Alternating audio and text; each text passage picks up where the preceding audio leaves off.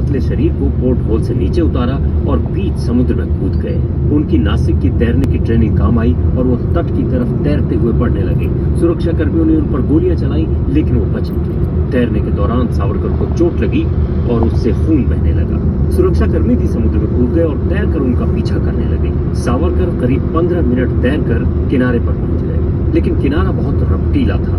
पहली बार वो फिसले, लेकिन दूसरी कोशिश में वो जमीन पर पहुंच ही गए। वो तेजी से दौड़ने लगे और 1 मिनट में उन्होंने 450 मीटर का फासला तय किया। उनके दोनों तरफ ट्रामें और कारें दौड़ रही थी। सावरकर करीब करीब नंगे थे। तभी उन्हें एक पुलिस वाला आता दिखाई दिया। वो उसके पास अंग्रेजी में जाकर बोले, मुझे राजनीतिक शरण के लिए मजिस्ट्रेट के पास ले चलो। और उनके पीछे पीछे दौड़ रहे सुरक्षा कर्मी चिल्लाए, चोर चोर, पकड़ो उसे। सावरकर ने बहुत प्रतिरोध किया, लेकिन कई लोगों ने मिलकर उन्हें पकड़ लिया। इस तरह सावरकर की कुछ मिनटों की आजादी खत्म हो गई और अगले 25 सालों तक वो किसी न किसी रूप में अंग्रेजों के कैदी रहे। उन्हें 25-25 साल की 2 अलग अलग सजाएं सुनाई गई और सजा काटने के लिए भारत से दूर अंडमान यानी काला पानी भेजा गया।